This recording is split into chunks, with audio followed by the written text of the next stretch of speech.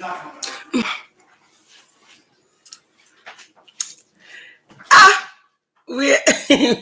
we are back. We're back. Hello, everyone. Hello, everyone. Hello, our loves. Welcome back to Monique and Sidney's open relationship. Daddy, how long has it been? Years. It feels that way. It is. But it has not been years, Daddy. Weeks. It's been a few months. A few months? Has it been a few months? A few weeks? Several weeks. Several weeks. Well, okay, so we just want to say welcome. It is so exciting because we're back. And we want to apologize because people were saying, where'd y'all go? Y'all just left. We didn't actually just leave. We had to do, the kids were getting back in school, Just take a little break. We just took a little break. We just took a little hiatus.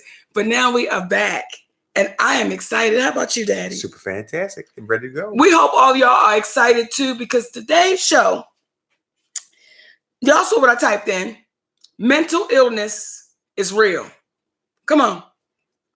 Come on. Mental illness is what? It's real. It is real. And we always tell y'all how we came up with our shows. Well, here lately, and maybe about a few weeks ago, I did a little post on depression and mental illness as I was working out. And some of the responses that I've gotten in my DM has been, what's the word? Mind-blowing. Has been mind-blowing. Awakening. It has been understanding. Because some sisters and brothers, and Mo, I'm really dealing with it. I'm really dealing with depression. I'm really dealing with, thoughts that are taking me out of here. I'm really dealing with trying to just cope. And the reason why we came up with Monique and Sidney's open relationship is because I understand exactly what those folks are saying, because I too, at one time in my life, was dealing with mental illness. And I can still be challenged from time to time now. I ain't trying to say I got it licked, but just the responses that I was getting in my DMs and on Instagram, and a lot of us are really struggling and are really being challenged just with the pressures of life, if that makes sense. It makes a lot of sense. That Sidney and I were having that I wasn't having with anyone else. And that includes my psychiatrist. There were conversations that was taking me to my knees. There were conversations that were embarrassing. There were conversations that for me, I was humiliated only because of my inner thoughts and the thing I was putting on me. But there were these conversations that I was angry. There were conversations that were very emotional, but they were conversations that needed to be had. Yes. And Anaya Taylor, who's in our group, says, and needs to be talked about. Krista Thompson says, yes, it is. Something that's very real. What's our sister name? Is that Sammy SB, very real. So based upon the gallery, if you will, come on, there's a lot of people that concur and agree that this mental illness is very real. And oftentimes in our community, the formula to get over it is a Pepsi and a pack of Newports. And that's your therapy for the day, because you got to keep on pressing forward because you got to go to work. So we want to just have an environment where we could have this open and honest discussion without any judgment, because, where is there an opportunity for us to discuss these things in the community and not be embarrassed about it? And can I just address something really quick? Please too, Daddy? do. And we were gone for a while too, because there were some conversations that were being had about what to do with Monique and Sidney's open relationship and where it could be taken and where it could be placed. And there were these conversations until it was becoming too much. And for me, I don't mind us when y'all might say, okay, Mo, can y'all talk a little louder? Or we can see the shadows in the back. Listen, oftentimes when there's a lot of bells and whistles, there's a lot of trickery going on, in my humble opinion. Well, at the end of the day, we keeping it simple at the present time for you, because this is just like, the community is talking amongst one another. So we got some neck bones. That's what. No. Okay. Now we're trying to get better. Okay. Okay. All right. Well, what we got? We got some. We got some simple conversation, a cup of water, and each other, and we're gonna rap about it. So, y'all, we talking about mental illness. The call-in number is 470-282-1802. Let's go to the line. Hey, you're on with Monique and Sidney. Who's this and where you're calling from? Hey, Auntie Mo. Hey, Sidney. This is Maurice Mo once again calling y'all. Hey, baby. What's happening? Hey, man. It's been a minute since I called up last time. I appreciate people not admitting that we suffer from mental illness. And it's like a lot of us are so afraid of going to the therapist to talk about this, because it gets to the point where, like, hey, man, if I go to a therapist, everybody's going to think I'm crazy. So we just worried about what other people think. Meanwhile, we suffer inside. And you two kind of knocked it out the park when y'all did the Voice Watkins interview. And you said about Hollywood wasn't the thing that was tearing you apart. It was family. And sometimes that does break. If you're not strong enough, it can take its toll on your mental sanity. Yes, indeed. No doubt about it. Appreciate the comment. We love you, honey. I just want to say one more thing before we get off. Say it. I've been trying to get y'all to go on the Judge Joe Brown podcast show, and I'm in here in Seattle doing this community event called Conversation with the Street.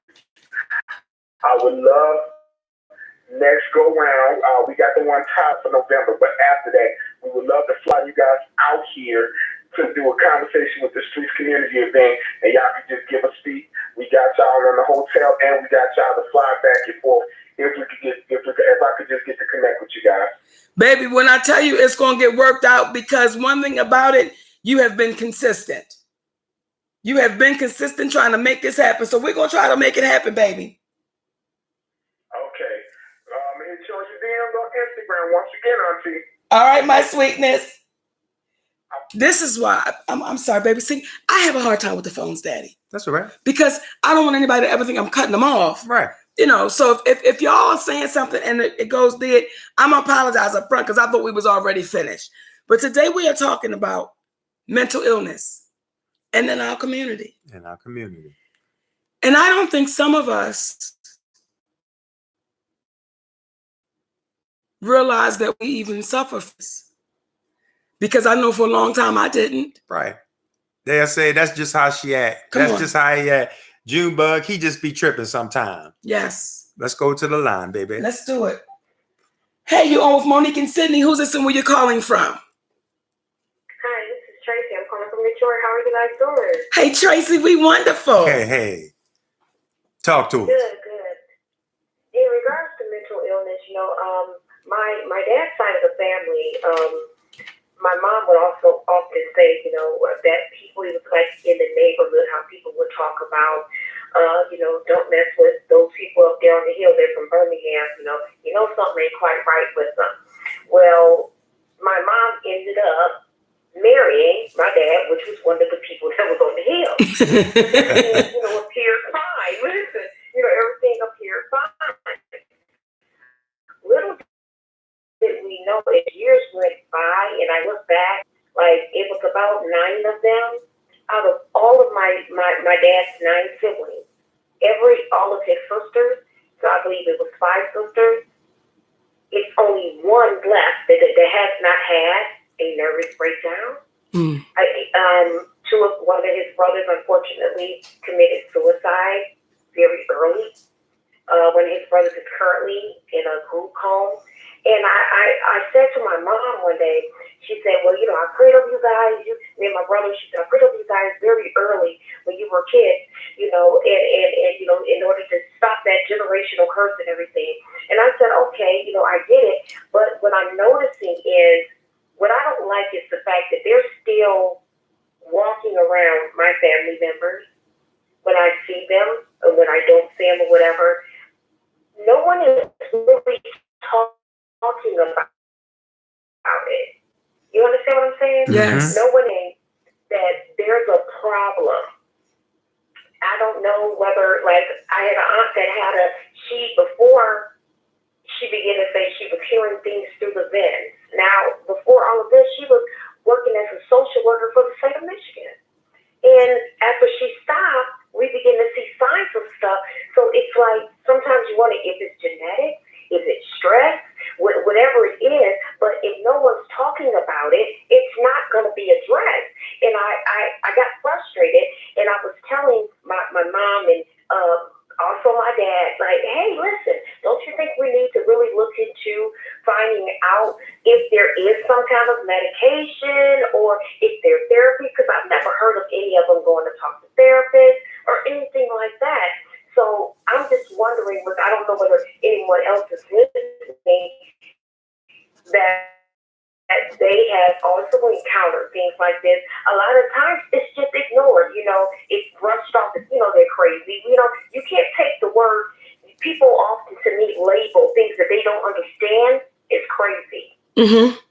Mm-hmm. And you know what I'm saying? So my concern, and when you said mental health today, I was thinking like, this has been on my mind and no one's listening to me. To my knowledge, I do have all the mind, However, we all go through depression. I've been there. And a lot of times it's just like, if you don't, I went to a therapist and it was great. It was a great experience and everything. I was able to convey stuff over without people gossiping about it, things of that nature. However, it's like, as Black people, are we really, really paying attention like we should, or addressing mental health like we should? Because it goes so far beyond, than we could imagine. You see what I'm saying? So it's just, I just think ignoring it or calling it crazy or dismissing people, that's not going to help anything because it still exists. We appreciate it. Thank you, baby. Come on, y'all. We're talking about it. Mental illness. Are you dealing with it? Are you going through it? Do you know somebody that may be? And that's why we're having a conversation, because as she said, ignoring it is not going to help the situation. And when she made mention of one of her relatives committing suicide, that's another piece that, people were DMing you and speaking to you in reference to wanting to, hurt and harm themselves. You've been on the road and people have spoke to you in reference to just your comedy set, helping to save their lives because of what they were thinking. And I think part of the issue that we have, being, and everything we're speaking about applies and goes out to everyone who's watching this. It doesn't matter what color, what religion, or anything. However, when you are in this country as a person of color and you were deemed lesser than, and then you're freed to go into the world, and now your sole purpose is to assimilate and to be accepted, there was never a time in which you were given to heal. And by you, though you weren't around in 1619, moving forward, you are the product of the people who came here in 1619 and moving forward. And when did they have a time to heal? And when they don't have an opportunity to heal, this is when we start having conversations about our childhood and what we had to deal with and what we had to do and all the secrets. I'm speaking to an individual today, folks who shared with me candidly how he found out someone that he called his cousin all his life. Well, starting from the second grade, they call each other cousins because they look so closely alike, who lived right behind him. They grew up playing baseball together on opposite teams and together and the whole nine. Come to find out, his father was his father when he was in the 8th grade. And his mother knew, but never told him until he was older. So when these things are not unique, the family name that you have may not be the family name. Now, we know obviously the family name that we have is not ours per se, because we derive from Africa. However, the family names that you think you have that were given to you are conversations that are not had. And when you speak about the abuse that you experienced based upon the family members that you had, then you have to ask yourself, well, what experiences did my mother have? What experience did my father have? What experience did their mother's mother have? And there was no internet to have conversations with people open and candidly. So this is when we make the, I guess, for lack of a better word, the proclamation to ourselves that the issues stop with us. And they begin anew where we can start over and say, you know what, the same issues that I was raised with, I won't pass on to my children. But, you know, I asked it earlier. I said, Daddy, I said, what is mental illness? Like, really, what is it? Because a lot of us don't know that we are suffering or challenged because we're just used to the behavior. Like, we're just used to the environment of what it is. So we don't know that there is a problem that when you see grandmama was always angry, mama was always angry, my aunties was always angry. So it only makes sense that I would be angry, not knowing that that is mental illness being passed down and passed on and passed on and passed on. Well, here's the thing. It may not be mental illness that's being passed on because folks are angry. It's the lack of discussion about what you're angry about that creates the mental illness, because you have to have a place in which to vent. See, you oftentimes hear, that's an angry black woman. That woman, that is an angry black woman. Why? Well, why she mad? Because she keep getting treated wrong. She was raped. They don't want to pay her fairly. They're going to disrespect her. She got to take care of everybody, but don't nobody want to take care of her. Well, let me ask you a question. Would that be a reason for her to be angry? Come on. Yeah. Well, the fact that she's angry comes from a real place, but the problem begins to take place when you don't know how to discuss what it is that you're angry about, and you're not surrounded in you need a safe place where you can have a discussion with someone who won't judge you for your issues and your concerns. And that's why we try to create an environment here where it's a no judgment zone, because people don't act the way in which they act for absolutely no reason. There's a reason behind it. And that's the part we don't take into consideration. Let's go to the lines. Hey, you're on with Monique and Sidney. Who's this and where you're calling from? Hey, boo. Who it sound like? Hey, Nick. Hey, y'all. What's going on, baby? I know it was you. What's happening, mama?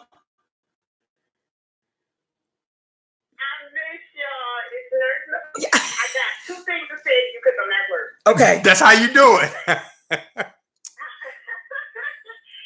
first thing is, this is so weird, but the first thing is my baby, he's not my biological son, but he's somebody I adopted over this wonderful internet. His name is Marquise Wiley, and he has a show on YouTube like you guys. He said that Mo did a post saying, "Black man, I love you, stay strong," or something like that. Do you know he was headed toward a manic episode and you stopped it? I swear to you. His name is Marquise Wiley. He's bipolar, and he said he was going to do a show on it. And he said, I was feeling so bad. He said, and I saw a post on Instagram that Moni sent out, and he said that you redirected how he was feeling, and you prevented him from going into a manic episode. Wow. So when I saw, I'm at work, and when I saw the title, and I haven't seen you guys in a while, and I said, oh my God, I gotta call her and tell her this. And I told him a couple of weeks ago that I was going to call you and let you know. He wanted to say thank you. He wanted to tell you thank you. And he said that he always wanted to tell Sid that he loves and appreciates how you take care of Mo. And he said he always wanted to tell y'all that. And I told him, I said, I called her from time to time. I said, but I'm going to call her and tell her what you just told me. So I'm at work and I see the alarm, you know, the notification go through. And I said, let me call them and tell them this right now. Wow. It's so weird. Well, we appreciate that. I wanted you to know. Keep doing what y'all doing, but you saving people's lives and don't even know it. Like sometimes, I don't need to tell his business, but we all know because he's very transparent on his show, the Marquise Wiley show on YouTube. But I love her. Sometimes, like he won't take his meds, and you never, and it leads him to become manic. And that day, Mo, I don't know what you said, but you caused him to take his meds so he wouldn't, go into this manic state. So you never know who's listening to you. You never know who's watching. Come on now. That's why we do this show, baby. Thank y'all. So I can let you know, I want y'all to know I love y'all. I will call y'all back later. You know what? When y'all come back when y'all ask better, All right, baby. This is why we do the show. This is why we do it. And there's someone, Prince, I don't want to destroy his name because his name keeps going by. Prince Shamayaya. There it is. I'm sure we destroyed it. However, this is what makes us controversial, because oftentimes you're constantly quoting the Bible. And for those of you who appreciate whatever religion you appreciate, we take our hats off. But especially when we are dealing with Christianity, you got to understand this. Part of the sickness that we, I believe, in our humble opinion, have to endure is due to religion, especially as it pertains to Christianity, because this was the religion that the white master gave to us to study. And you have to ask yourself, in the Old Testament, it says an eye for an eye, tooth for a tooth.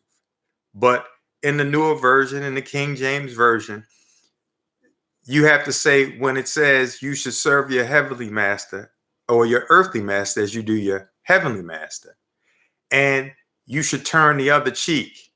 But all you have to do is repent for your sins. Whose benefit would that be, that you turn the other cheek whenever you're being mistreated? Would it be the slave master or would it be the slave? Come on. So what happens is and again, this is not to tell anyone not to believe in what you believe, but what I would ask you is to just consider this for a moment. Would someone be considered unreasonable for not buying into a religion that his slave master gave him, and that he was not given from where he originated? That's the only question I'll say, because oftentimes we give credit to a being that, if God was a father in flesh and blood, you would consider him an absentee father, a deadbeat dad. And again, this is not me going against anybody's religion, but let's look at it logically, because the problem is people have sold you on looking at things illogically and having faith and no belief and belief in the unseen. And you have to look at the reasons behind it, because this in itself is part of our sickness, because we're giving and we're investing in money that someone says, if you make that investment, they're coming to you to get real money.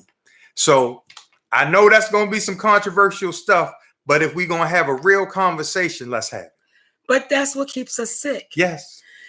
Let me say, that's what kept me sick, y'all, because I was surrounded by people that were just as sick as I was. I won't say that they didn't have a conversation. They was just as sick as I was, including my mother, including my father, including my siblings, including my grandparents. We were all in a cesspool of mental illness, and no one was willing to have the real conversations.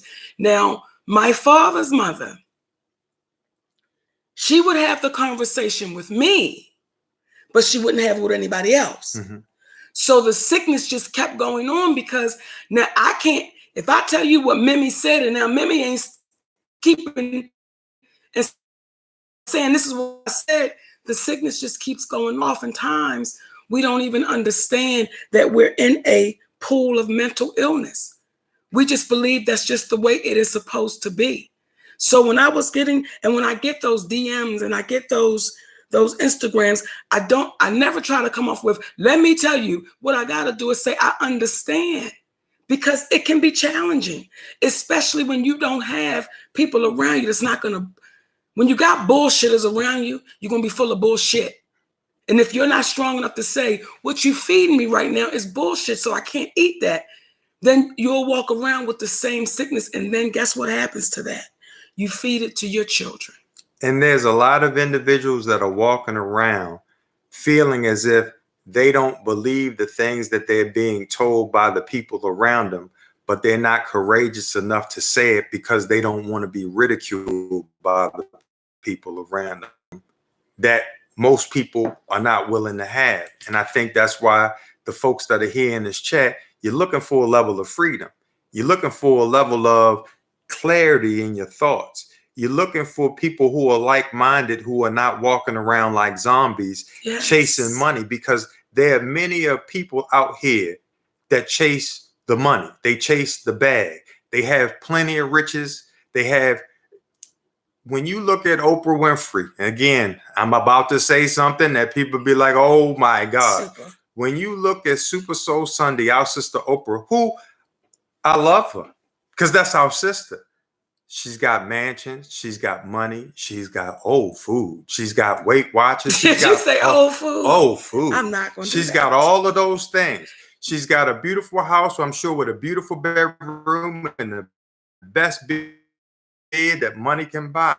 But if you look at her closely, how well does it look like she sleeps at night? Come on, y'all. Now that's supposed to be a terrible thing to say because some people look at her as being God. But the worst thing is that people really believe that she's God and don't love her enough to say, you just a human that maybe should consider taking a nap. And when we do have those real conversations, as you have, I can consider to be overbearing. But I had that conversation with our sister when we had the Oscar party. No one else heard it, but I hugged her. And I said, bitch, when you going to take a nap? Because the bags under my sister's eyes was so, when the makeup can't cover it, that's when you're saying, listen, what you doing? But because you do have people that say, that is my God. When Kim Whitley said Oprah Winfrey was her God, I'm like, what kind of mental illness are we throwing out to our community? And when you say she's got it all, well, if you can't get a good night's sleep, because your face is going to tell you, have you slept well at night and have you been sleeping well? You have to ask yourself, is the money really worth it? Is the money really worth it? Is the fame really worth it? And you begin to ask yourself, does this person need you more than you need them? Come on. Because I would need to take a nap after all of those things. But I'm going to tell you though, and this is also a part of where mental illness comes into play, and it can creep in, y'all. It's especially with entertainers. It can creep in with little words, with little sayings. There are times whenever before we do a show, we do a group prayer, right? A comedy show. A comedy show. We do a group prayer. And one night my baby said in the prayer, let us go out here and heal these people.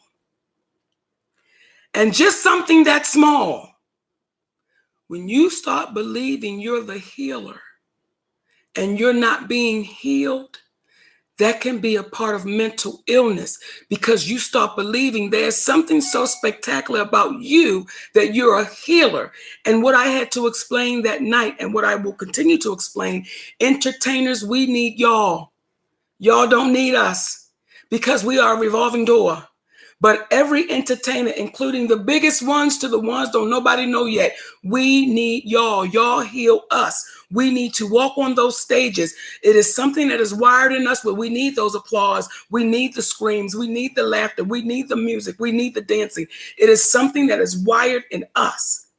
But oftentimes where the sickness really gets thick is when you have people believing they need me. And that they're doing a favor, as opposed to it being what it is, a symbiotic relationship, yes, you're benefiting from the entertainment, and the entertainment is benefiting from that audience as well. Yes. Which life should be a symbiotic relationship where we're helping one another.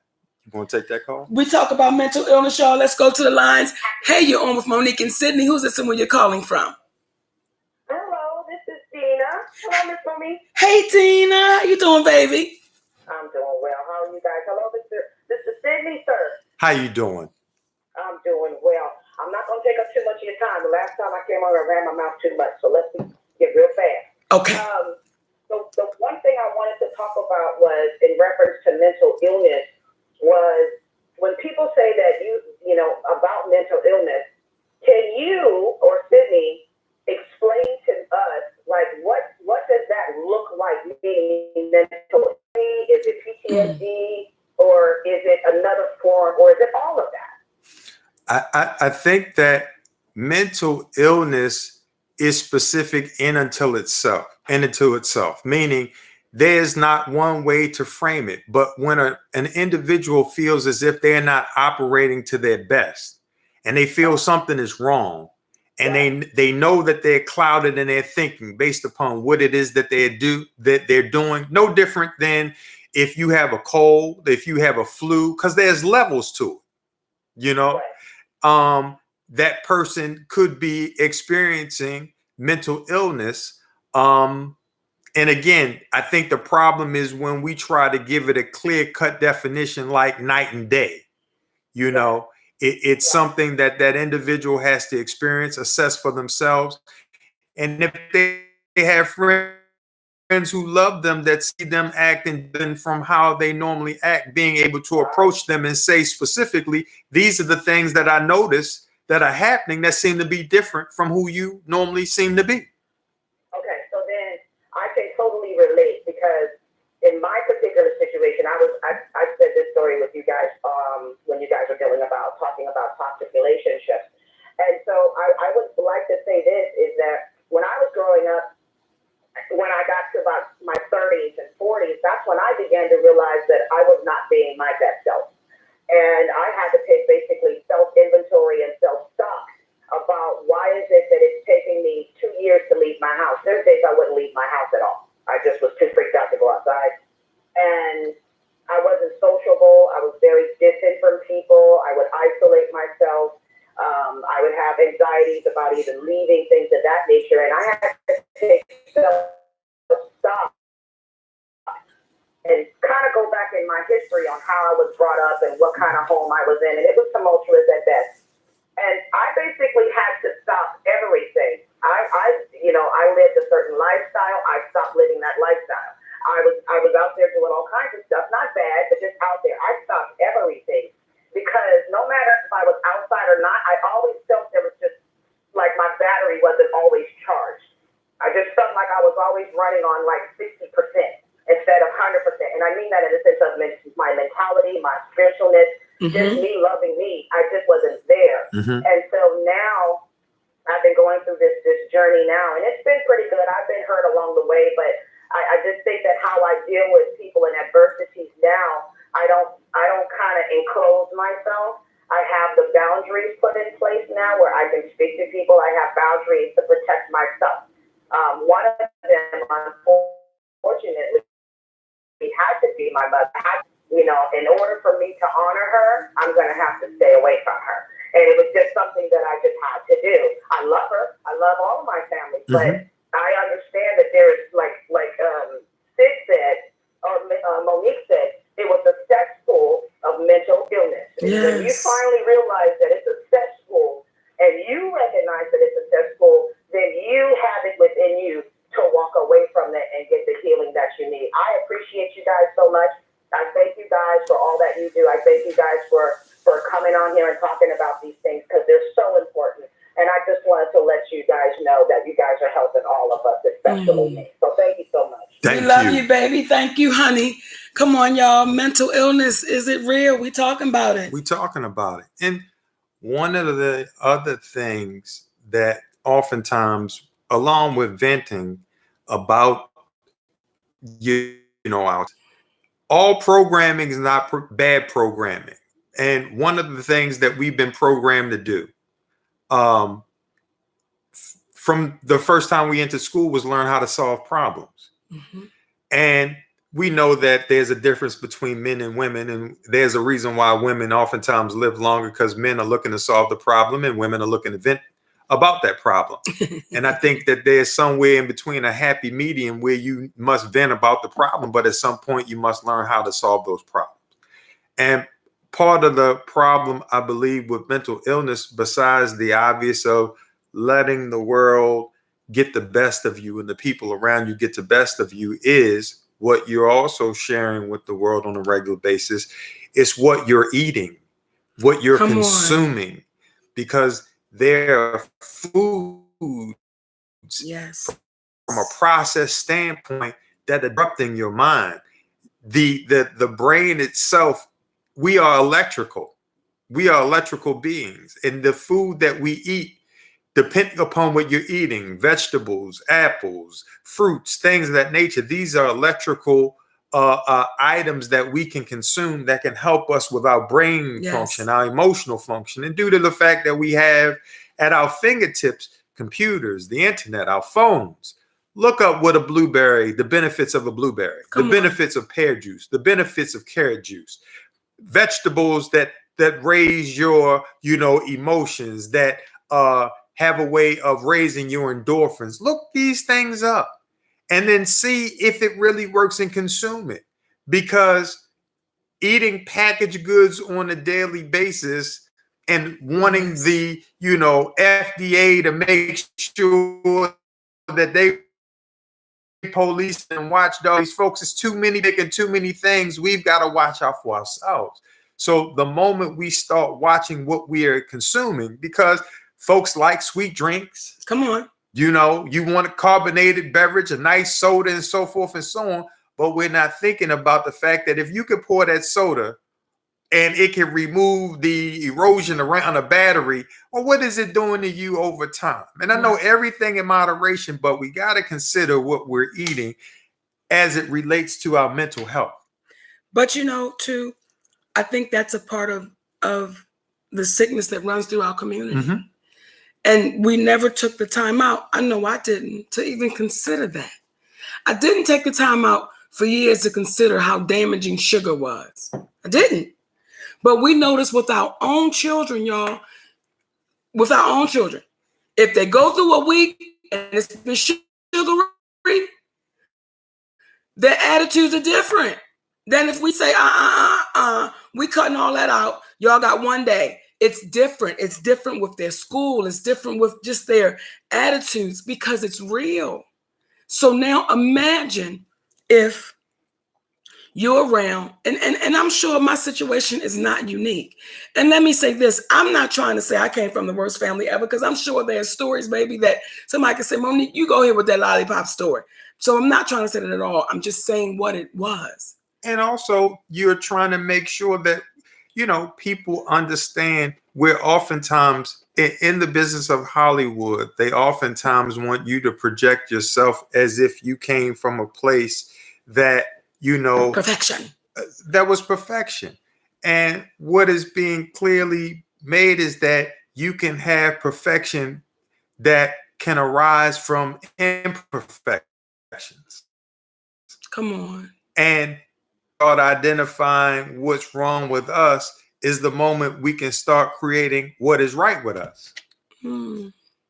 But you were saying, I'm sorry. But no, because you just gave me a thought. And sometimes it's hard to say out loud what's wrong with us. I can still be challenged with, it's hard to say out loud in the moment, I called that wrong. And I can still be challenged with that, because it's something that's wired in me that says, hold on to it. That's that bitch inside of me named Doreen. Doreen be like, hold on to it. Be mad. Yeah, you wrong, but damn it, don't admit to it. Just stay there. Do you know how mentally ill that is? Do you know how sickening it is when you can't say you're sorry and you've done wrong? Now, we talked about it on another show, but I got to say it. Say it. We went on a little vacation. This was the funniest thing. And we went on a little vacation. And my mama, because she, liked to be a little sex kitten, right? So we was gonna go out to the beach.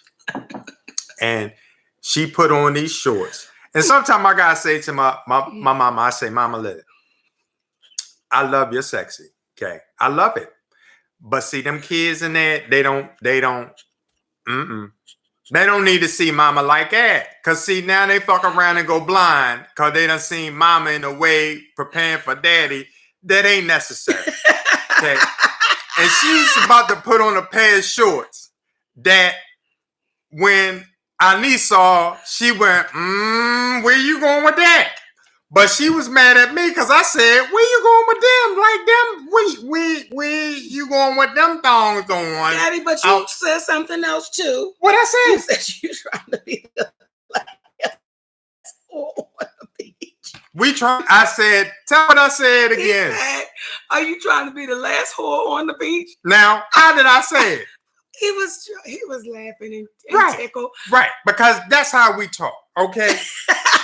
And then all of a sudden, okay, the bottom bitch is gonna get mad because she gonna walk out there on the street, on the whole stroll, on the beach with our kids trying to. I'm like, listen, this is a family trip now. This is not hedonism. Where you going with that on?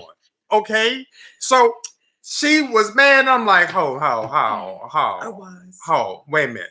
So I ain't supposed to say nothing because you wouldn't feel a certain way if I was walking out there with my ding-ling out and you be comfortable with all of that.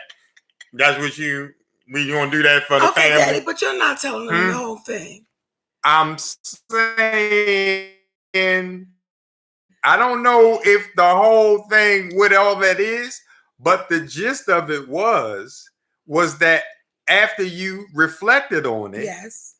And Doreen went back down in the dungeon. Yes. Because I said, you should be ashamed of yourself. Yes, he did. Acting so ugly. Yes. And we out here having a good time. You should be ashamed. I wasn't like, no, that's fucked up. You shouldn't be that way. You should be ashamed of yourself. Yes. And if you going to be that way, then you go ahead. But I'm going to have me a good time. We're going to dig some sand with them. But you go ahead and walk around and being the last Thundercat. Okay. Be the last Thundercat. Yes, yeah. All right. Yes. Okay. So this is the part that helps me through my struggle. Because no one else would have been able to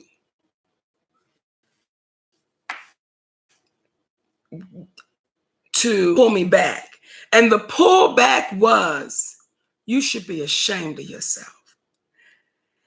And in that moment, I was so goddamn ashamed of myself because I'm like, we haven't done this in such a long time. Everyone's having a beautiful time. And I'm messed up because he didn't give me the response I needed when I put on these booty shorts. Now, I was excited that I put on the booty shorts because I had never had on the booty shorts. And I wanted him to see me in these booty shorts, right? So it hurt my little feelings. She lying. She done had booty shorts on before. No, Daddy, but not to wear them out like that. Oh, okay. Then fill in the blanks then. Yeah, not to wear them out like that. Mama, yeah, with the children. Yeah. Do your children need the next topic on Monique and Sidney's open relationship? Do your children need to see you in booty shorts? Okay. And I still blame Corey for that. But the point is, right, that some of us would have stayed there. And there was a time in my life that I would have stayed there. Right there, park. Stayed right there because I would have been met with the same energy. I would have been met with, well, then fuck it then. You want to be like that? I'm going to be like that too. I would have been met with that. So with my husband, my boyfriend, my lover, my brother, my daddy, my mama, all them names, he has a way of making me come back. And I said to him years ago, I'm not unique, Daddy. And I know there's so many people just like me where that wall is so goddamn thick that you can't kick it down. You can't punch through me, do me wrong, talk to me any kind of way. So I'm ready for a fight. And ever so humbling, I think what helps especially for folks that are, going through some issues, is that when you see your partner going to the left, sometimes we got to say, listen, you go on to the left. I'm going to be here in the right waiting for you because I love you too much to let you go. And since we know we're going to do this thing forever, you wasting time being out there on the left when we could be on the right doing this thing together. So you go ahead and do what you do. You got to take that time out. But I'm going to be right here waiting for you. And I think there's a level of judgment that your partner will begin to feel that's not being had. They know that someone's over there that love them on the right and saying, I'm going to be right here waiting for you. Then at some point, something clicks and it says, why don't I just go ahead and take my ass over there to the right? And I'll save these boys shorts for a little bit later on. Every time I come back out the bathroom, because I always got to go in the bathroom and get myself together. Every time I come back out, he be sitting right there like, I'm right here waiting on you, mama. And then I saw the booty shorts later to the degree where now I'm pregnant, y'all. Okay? I'm pregnant. So listen, it's all got a way of working out. But be unafraid to use your teammate. And that's what's really helping me get through it. And again, I won't say that because you have some people say, oh, I used to. No, because I can slip back. I can, my brain can go and say, remember it happened 26 years ago? And remember how they did this? And now I want to remember it right now. And whoever's around me going to deal with it right now. I can. And we've also been conditioned and trained not to look to our teammate, not to look to our husband or our wives or our partner and say, I'm hurting and I don't know how to make this better. I don't know how to fix it. I don't even know how to say the shit. I don't even know how to say it out loud. There's been some things I've had to say out loud where my man just had to say to me, mama, just say it. And then once I said it, the shit wasn't what I thought it was going to be. I was looking for the thunder and the storm and the shit. And it was like, oh, well, that's what it was. So be unafraid to really take advantage of what team is. And I know we're seeing a lot of shit that does not involve team. So it's easy to think otherwise. And then when you do shit that's we're like it's team bells and whistles and we're doing all of these spectacular things. So then you start believing that what you're doing is not enough and not good enough, and do what works for you and your family. And we want to welcome a special guest back into here, Christian Alexander, who is a prime example that mental illness is real. Let's give him our chant, hate, because he always has something hateful to say. Always. You grimy over there, Christian Alexander, pimp of the year. You always got something hateful to say. Thank you for coming in, but you caught us at the end of the show. Hate. So to that end, we thank y'all. Daddy, what you doing? Oh, well, I was looking at the time, baby. No, I know sweetness, babies. I'm excited about this show. And I'm excited for y'all to pass the show on. Because, in my humble opinion, it makes a difference. And when Nurse Nick called in earlier and said, you saved that man from going into, no, we saving each other. We're saving each other. Because we feed each other. And technically, it's no different than when you have said that a reference to myself as it pertains to you. And I'm saying to you, he saved himself. He happened to utilize the tools that were around him, which speaks to the power of the mind. That the only thing that changed him from being and going into a manic state and not was his thinking. Those positive things, any little thing we can get, anything we can gather, whether it's that apple, whether it's something positive to read, whether it's a post or something, try to extract the positive out of the negatives, because there will always be the Christian Alexanders in life. that will pop up when everybody's circled around having a good time. And because of whatever it is that they're missing in their life, they have something negative to say.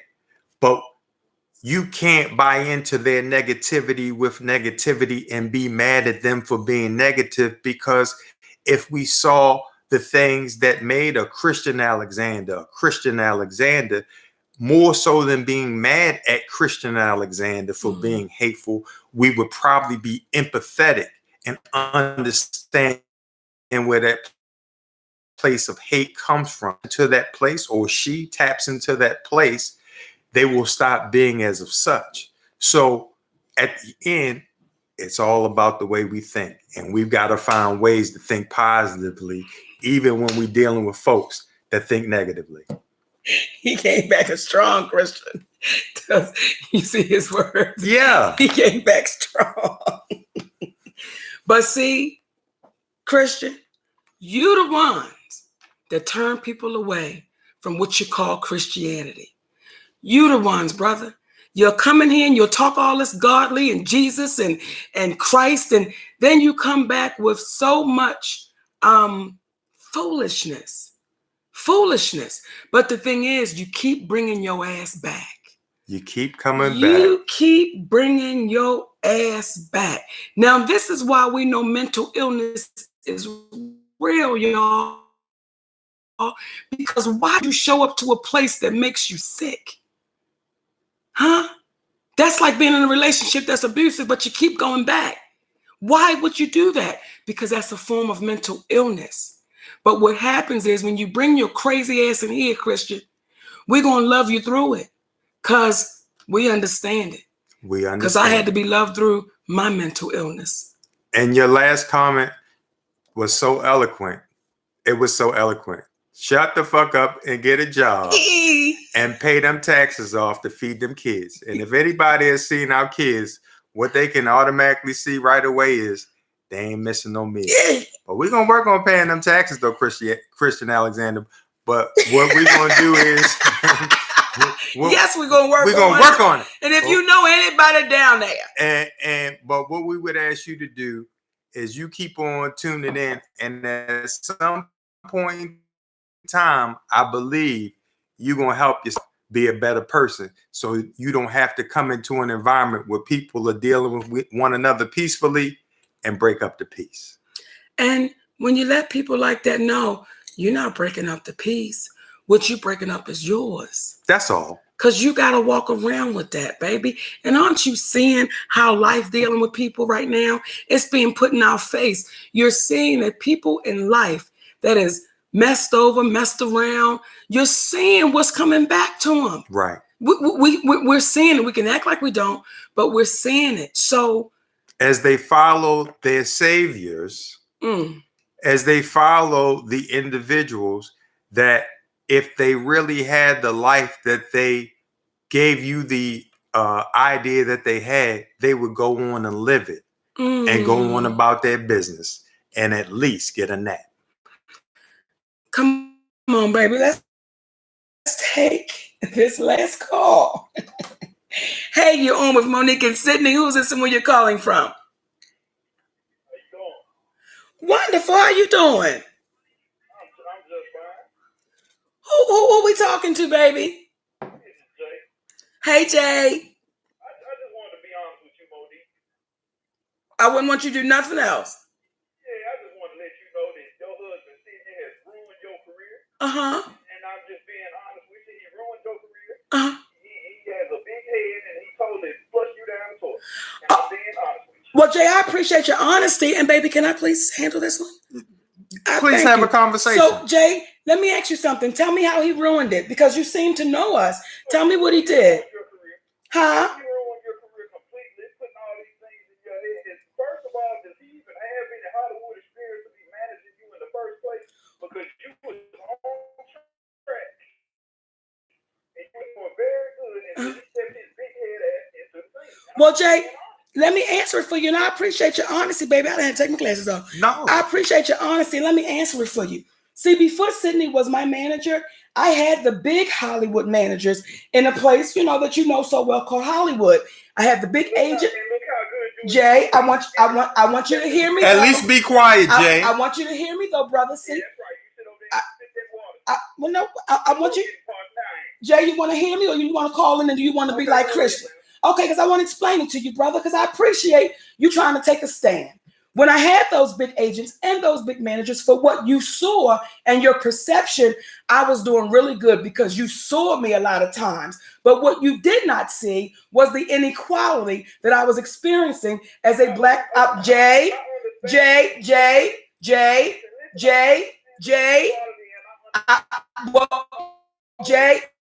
if you understand it, brother.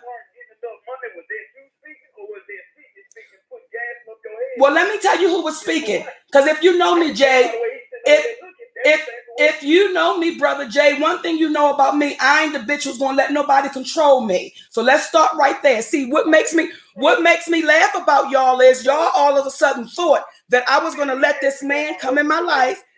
Jay, you're not strong enough. Jay, Okay. Jay, you gotta be strong enough not to be a coon. Okay, first and foremost.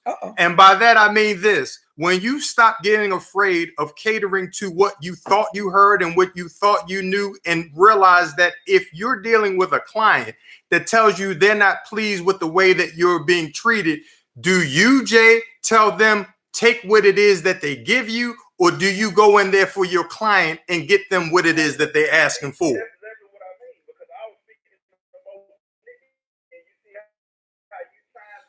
Well, Jay, let me tell you why. Because as a man, you keep cutting his wife off. You're doing the Steve Harvey right now. And what happens is, once you make your point, and I respected your point, I let you speak. I did not interrupt you, not one time. I let you fully speak. The moment I started speaking, because I wasn't saying what you wanted to hear, Steve, you then began to cut me off. So what happens is, brother, I'm sure you have a woman in your life. If there's a man that's constantly cutting your woman off, forget the business. You step in as a man and say, hey, brother, excuse me, let me address it. So if you're brave enough to listen to what I'm saying, if you're brave enough, Jay. Uh-huh.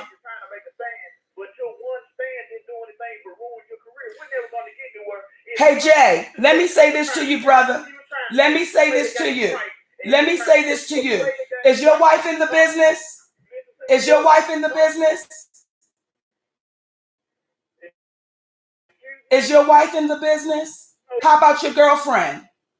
So let me now. Are you in the business? Of course I am. Okay, well then let's talk about it, brother, since you're in this business. Now what happens is, Jay, what appeared to be, when you hear Viola Davis saying, y'all say I'm the black Meryl Streep, pay me like Meryl Streep. When you hear Taraji P. Henson saying, at a time, I've never gotten $1 million deal. Wait a minute, Jay. Jay, I want you to give me a second. Jay, I don't want to hang up. Jay, let me tell you something.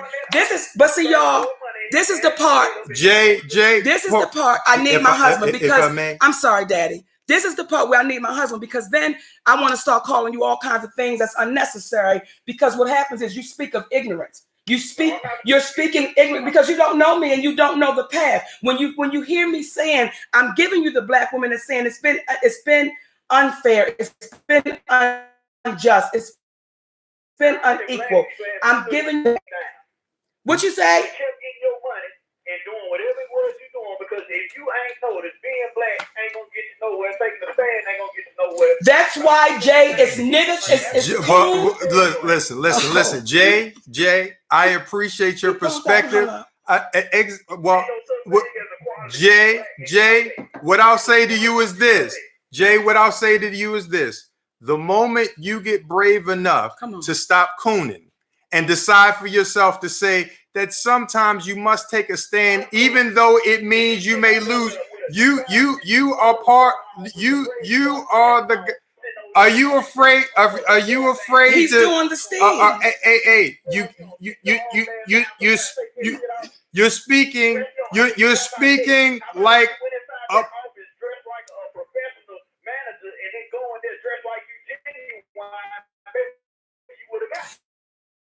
Because what he's not going to do, Jay, is what you do, and I feel sorry for your wife and your daughters. What he don't do is kiss nobody's ass, and that's what you do. What you're saying is you go in there and you coon for them, and you do it their way. I'm sorry, Daddy, but it's coons like that, baby. Here's the thing.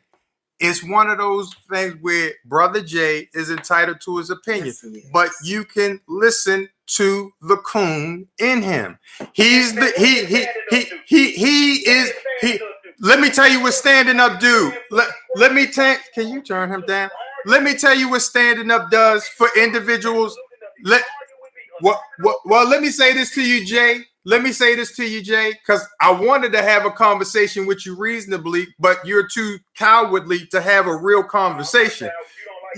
I'm gonna tell you like this: when you say what does standing up do, you're telling the world right there that you're willing to sit down while you're being abused and while your woman is being abused. You are the slave that watched your woman being raped, and then you're angry at your woman. Please disconnect. And then you're angry, and then this brother is a prime example of the slave who watched his woman being raped, but is now angry at his woman for letting the master rape him when it was he that should have stepped in and disallowed that from happening.